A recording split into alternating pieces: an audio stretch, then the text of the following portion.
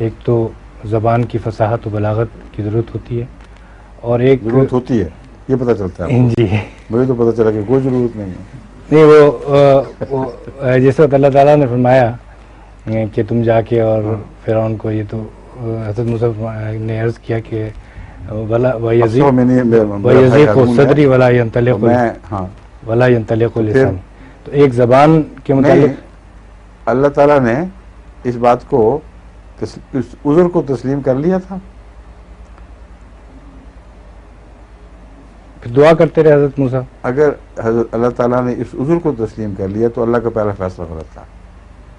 اس کو کیوں نہیں آپ سوچتے؟ اگر اللہ تعالیٰ نے اس دلیل کو تسلیم کیا ہے کہ افصاح ہونا چاہیے اور زبان میں لکنت نہیں ہونی چاہیے، تو خدا تعالیٰ نے بنایا کیوں تھا موسیٰ کو؟ اللہ تعالیٰ نے جو قبول کیا اس پہ ثابت کرنے کے لیے تم ہی کام آؤ گے. جی اور بعد کے حالات یہی ثابت کرتے ہیں. حضرت ہارون تو پیچھے دب کے چھپ ایک طرف ہو جاتے ہیں، ہر بات حضرت موسیٰ کرتے ہیں. بالکل. لکنت کے ساتھ بھی کریں تو وہی جیتتے ہیں. اور یہ شرح صدر کا، یضیق و صدری کا کیا اس کے اندر اشارہ ہے؟ کیا مطلب ہے اس کا؟ کون سا ذکر؟ وَيَضِيقُ صَدْرِي وَلَا يَنْطَلِقُ لِسَانِي. یہ ہاں، بات کرتے ہوئے جب انسان لکنت سے بات کرتا ہے تو اس کی اصل وجہ خوف ہوتی ہے. اور حضرت موسیٰ کی زندگی میں خوف کا پہلو مسلسل جاری ہے. خدا کی آواز سن کے دوڑ پڑتے ہیں. چھوٹا کو سامنے دیکھتے ہیں تو دوڑ پڑتے ہیں. وہاں بھی گھبرا گئے تھے. جب خدا کی تائید پوری شامل تھی تو خدا نے کہا بالکل ڈرنا نہیں.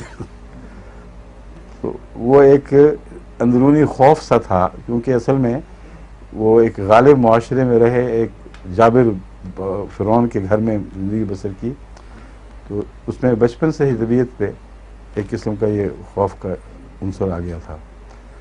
اور وہ ویسے بہادر تھے، مگر یہ خوف ہے نفسیاتی ایک بیٹھ چکا تھا. بس جیسے بڑے بڑے مقابلے کیے، اس میں جان کی پرواہ نہیں کی، مگر عجیب ہے ساتھ ساتھ خوف کا ایلیمنٹ چل رہا ہے. اور لکنت میں میرا تجربہ ہے خوف کی وجہ سے ہوتی ہے. جی.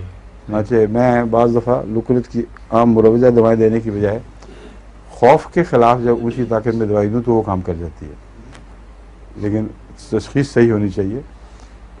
تو وہ جو ضیق صدری ہے وہ اس سے مراد ہے میرے نفس میں کچھ تنگی محسوس ہوتی ہے بات کرتے وقت، یقین نہیں پورا کہ میں ٹھیک کر سکوں گا.